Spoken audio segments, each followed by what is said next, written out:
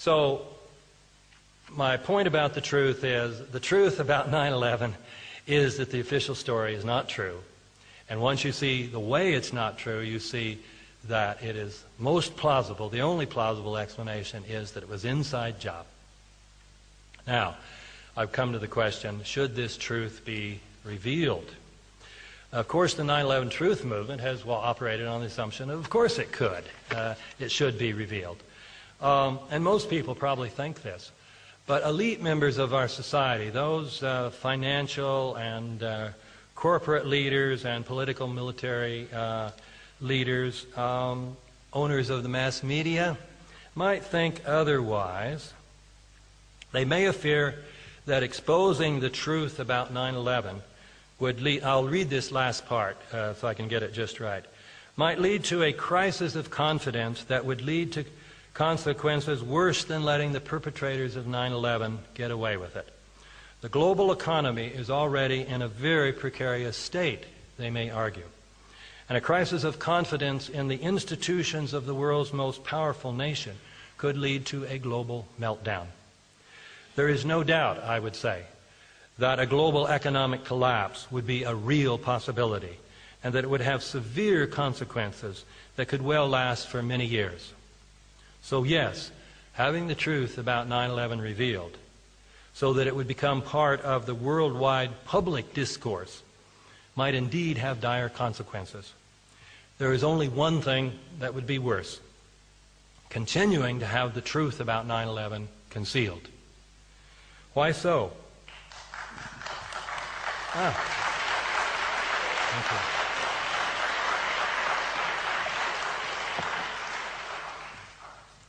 Why so? We are facing the likelihood of a global collapse that will be far worse than an economic collapse.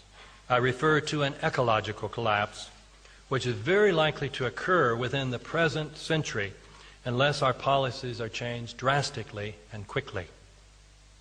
The ecological collapse could be brought on quickly through a nuclear winter caused by even a small exchange of nuclear weapons, or more slowly through runaway global warming. The United States government has been the major impediment to a solution to both of these problems.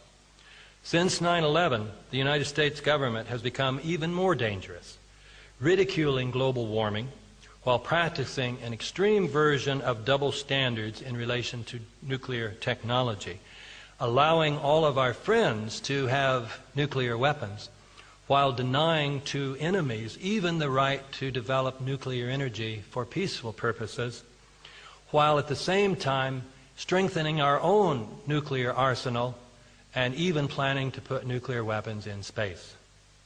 Apart from a revelation of the truth about 9/11, there is little chance that the present trajectory of U.S. policy, with its threat to the survival of civilization itself, will change.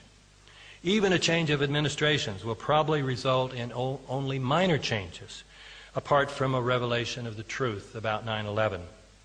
Because the present mythology about 9/11 will be used to justify continuing to focus entirely on human relationships rather than on the overarching issue of our time, which is the relation of human civilization as a whole to the ecosphere in which we live and on which we are entirely dependent.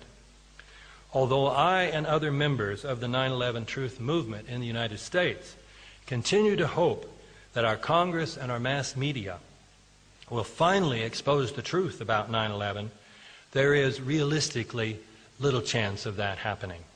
So I am here to call on Europeans to find a way to discover for yourselves and then expose the truth about 9/11, perhaps through the creation of a jury, a citizens' jury of highly respected members of the European community who could listen to testimony from the 9/11 Truth Movement and then hear rebuttals from anyone in the Bush administration or from the 9/11 Commission report, 9/11 Commission, or from NIST or any other official organization, and then render a judgment to the world. So this is my challenge to you and why I came to Europe. Thank you very much.